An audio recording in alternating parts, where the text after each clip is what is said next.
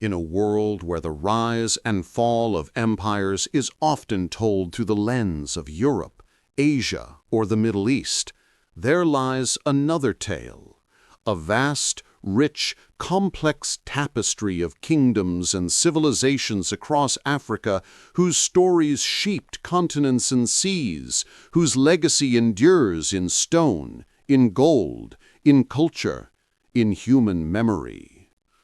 This is the story of Africa's great empires, of power and faith, of trade and conquest, of brilliance and decline.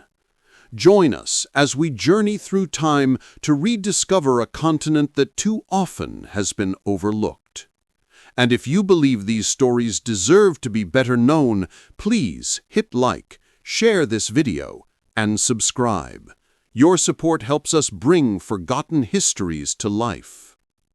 Our journey begins along the lifeline of the Nile, in a land both fertile and formidable. Around 3000 BCE, what we now call Egypt emerged as one of the earliest centers of a complex state. The flooding of the Nile brought sustenance, the desert offered protection, and the people of the river valley built not just villages, but enduring civilization. In the Old Kingdom, from roughly 2700 to 2200 BCE, the Great Pyramids at Giza rose, tombs of pharaohs who ruled as living gods, backed by bureaucracy, religion, and artistry. Egypt was not simply a society, it was a symbol, built in stone. But Egypt did not stand still.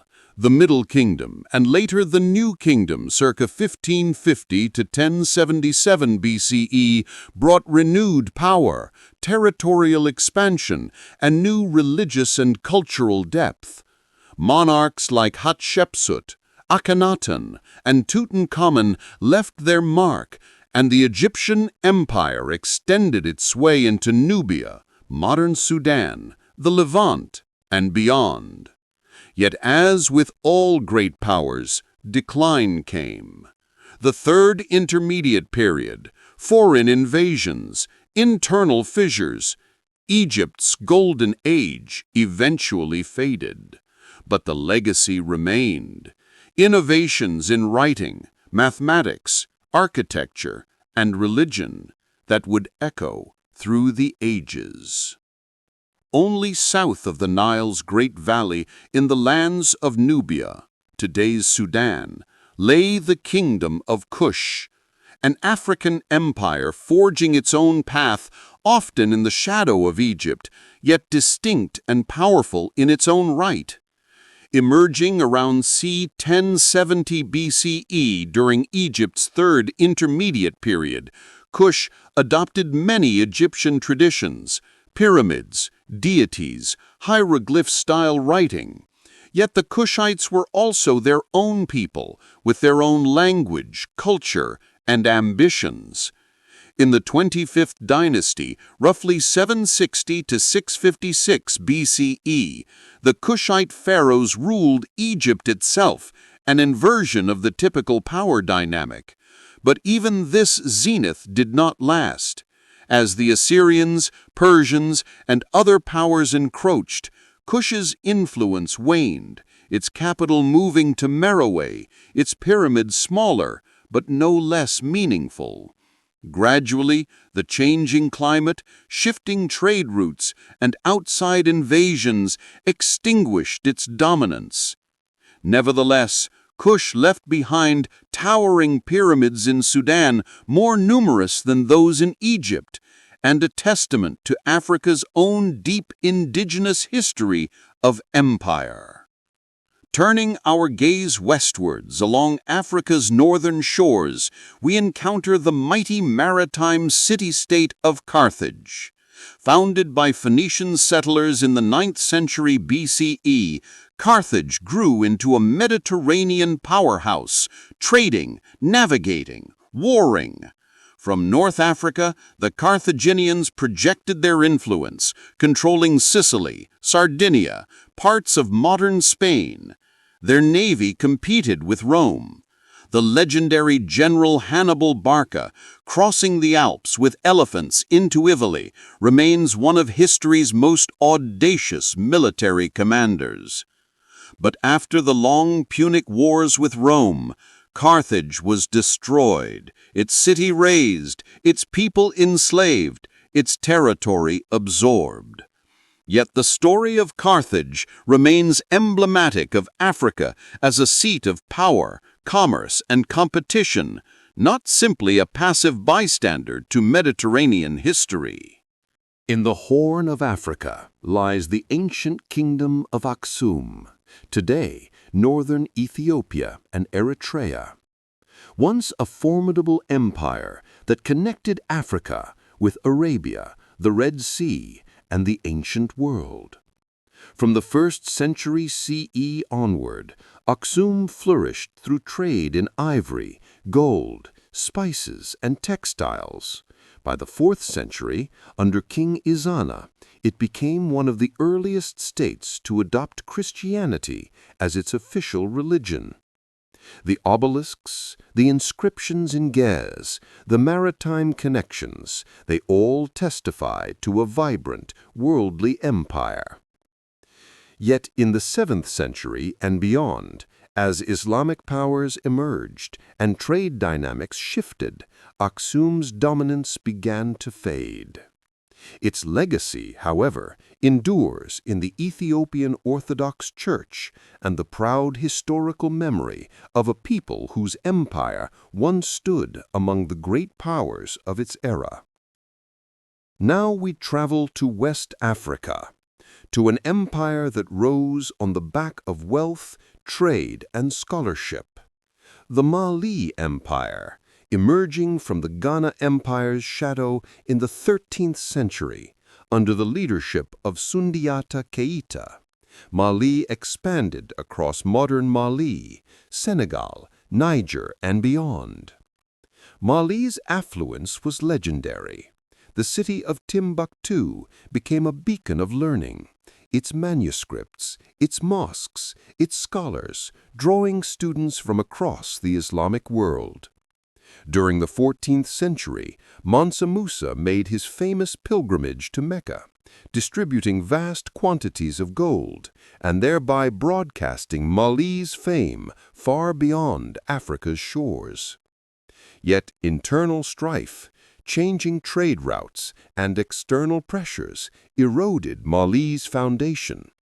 By the 16th century, it was in decline, but its imprint on West African culture, scholarship, and identity remains profound. Following in the wake of Mali, the Songhai Empire rose to become one of the largest states in African history, drawing on the Niger River's trade, military strength, and administrative innovation. From the 15th to the 16th centuries, Songhai controlled a vast territory, with Gao as a key center. But in 1591, the Moroccan invasion, wielding advanced firearms, brought an abrupt end to its golden age. Even so, the story of Songhai reminds us Africa's empires adapted, expanded, and competed, engaging with global forces and internal dynamics. In present-day Nigeria, the Kingdom of Benin stood from around the 12th century, matured into the 15th and 16th centuries, remarkable for its art, urban architecture, and trade. Benin's craftsmen created bronze plaques and sculptures of exquisite detail, royal figures, animals, scenes of daily life, some of the finest metalwork in world history. Its walls, its trade links with the Portuguese and other European powers, its governance structure, all demonstrate that pre-colonial Africa was a world of high civilization. Even when a British expedition in 1897 sacked Benin City and shattered the kingdom's independence, the cultural legacy persevered. Far to the south, deep in modern Zimbabwe, lies the majestic ruins of Great Zimbabwe, a complex of dry stone walls and towers constructed between the 11th and 15th centuries. Here, an inland empire derived wealth from trade in gold, ivory, and cattle, connecting with the Indian Ocean world. The stones themselves tell a story of organizational skill, of craft, of power placed in a locale removed from the typical narratives of empire. Decline, environmental pressures, and shifting trade contributed to the kingdom's fade. But the site remains a symbol of African architectural achievement and sophistication. Many of these African empires, once independent, flourishing, connected to global trade, were swept aside by the rising tide of European colonialism. The scramble for Africa in the late 19th and early 20th centuries partitioned the continent, redrawing borders without regard to existing kingdoms, societies, or culture. The impact was profound. Sovereignty lost, resources extracted, cultures suppressed or appropriated. The story of African empires didn't simply end. They transformed, adapted, resisted, but the shift was dramatic. In the post-colonial era, many African nations have had to rebuild, forging new identities, new governance, while inheriting the legacies of these ancient powers.